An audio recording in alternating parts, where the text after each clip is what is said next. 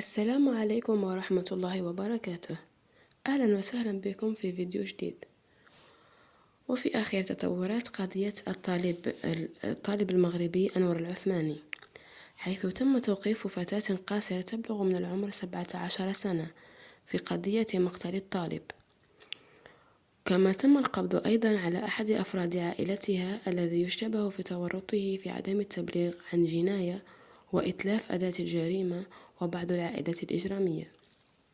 وقد تمكنت عناصر المصلحة الولائية للشرطة القضائية بمدينة طنجة بالتنسيق مع نظيرتها بمدينة تطوان على ضوء معلومات دقيقة وفرتها مصالح المديرية العامة، مما أدى إلى توقيف الفتاة، وذلك للاشتباه في تورطها في ارتكاب جريمة القتل والضرب المبرح والجرح باستعمال السلاح الأبيض المفضي إلى الموت. وتعكف إجراءات البحث القضائي على تحديد أسباب ودوافع الجريمة.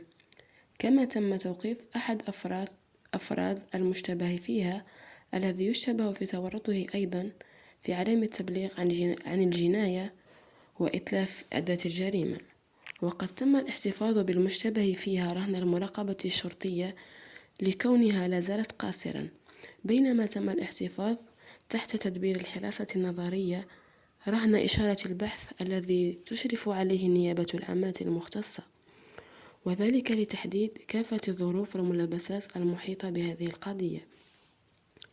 وحسب ما تم تداوله من رواد مواقع التواصل الاجتماعي، فإن سبب الجريمة هو أن الضحية كان يمتلك مبلغا مالي في رصيده البنكي، لكن الفتاة علمت بهذا الأمر، وهذا ما جعلها تتفق مع شابين آخرين لمتابعة الأول رهن الاعتقال والثاني في حالة فرار إلى حد الآن. اشتركوا بالقناة. اتفقا على قتل الضحية، حيث قامت الفتاة بإعطائه حبة منوم، وبعدها تدخل المتهمين الآخرين لقتله بالسلاح الأبيض بطعنات في صدره، وبعدها قاموا بأخذ المبلغ المالي الذي كان بحوزته وهاتفه وجهاز الحاسوب المحمول الخاص به.